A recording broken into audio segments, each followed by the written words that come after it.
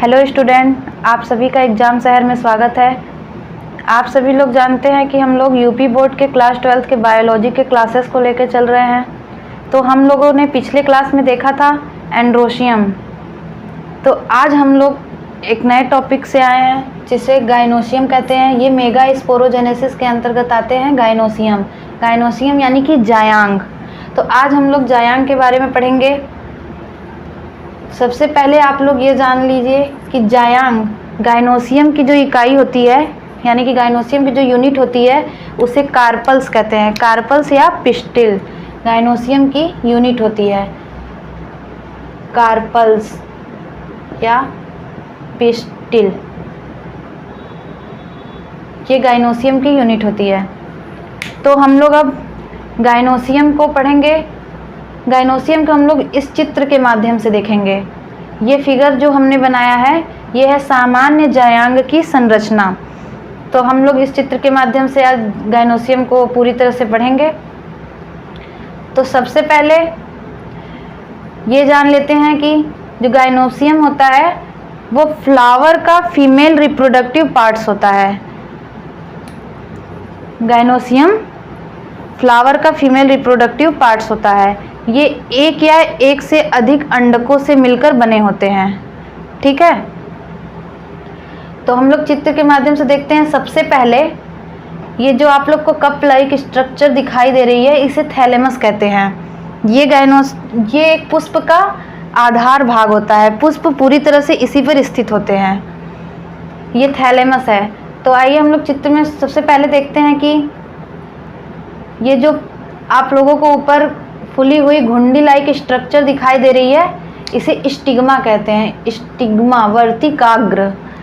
Stigma से ही pollen grain अंदर receive होते हैं। जो परागकण होते हैं स्टिग्मा से ही अंदर रिसीव होते हैं। और ये जो आप लोगों को ट्यूब लाइक स्ट्रक्चर पतली सी एक नलिकाकार दिखाई दे रही है इसे वर्तिकाग्र कहते हैं, वर्तिका कहते हैं, स्टाइल। और ओवरी अंडाशय, ये जो आप लोगों को अंडे के आकार में थोड़ा संरचना दिखाई दे रही है इसे ओवरी कहते हैं। ओवरी के ही अंदर ओव्यूल पाए जाते हैं, बीजांड। ओव्यूल की संरचना जो होती है वो ओवरी के ही अंदर होती है। ये जो गाइनोसियम की इकाई होती है कार्पल्स, इनमें स्टिग्मा, स्टाइल, ओवरी ये तीनों से मिलकर कार्पल्स बनता है। स्टिग्मा, स्टाइल और ओवरी। तो फिर हम लोग गाइनोसियम को देख लिए। ये जो ओव्यूल है हम इसकी डिटेल में संरचना देखेंगे कि ओव्यूल का पूरा स्ट्रक्चर कैसे है। तो हम आपको दिखाते हैं ओव्यूल का स्ट्रक्चर। ये फिगर है स्ट्रक्चर ऑफ ओव्यूल, ओव्यूल का संरचना। तो फिर हम लोग चलते हैं, देखते हैं।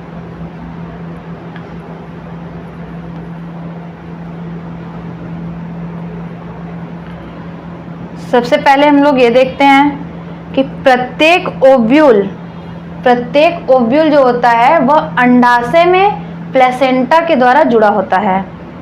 प्रत्येक ओव्यूल अंडाशय में प्लेसेंटा के द्वारा जुड़ा होता है जिसे फ्यूनिकल कहते हैं।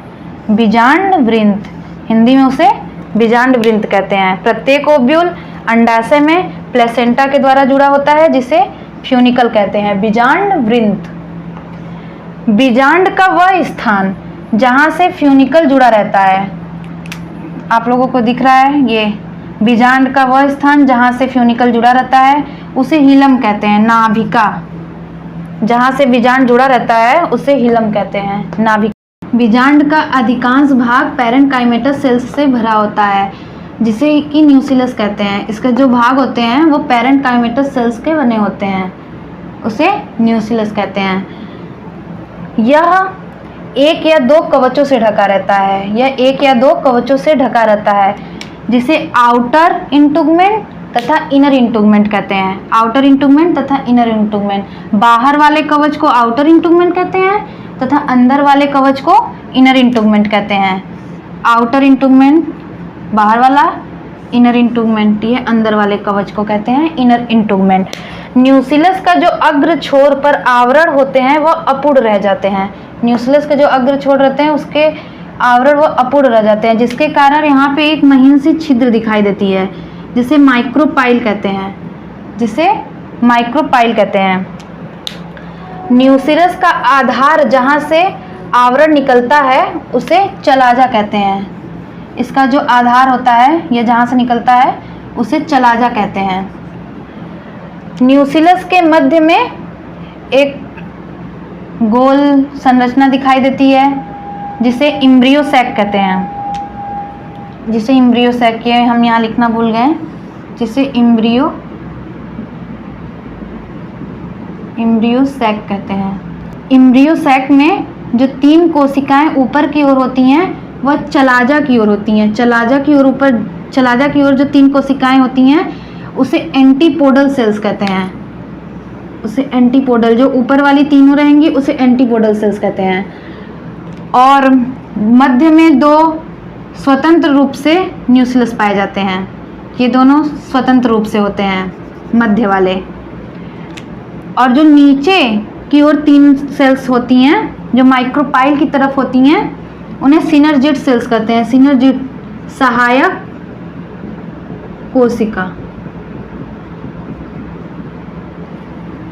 नीचे के तीनों सेल्स को सहायक कोशिका कहते हैं। तीनों सेल्स सम्मिलित रूप से एक ऑपरेटर्स का निर्माण करते हैं। ये तीनों सेल्स मिलके सम्मिलित रूप से एक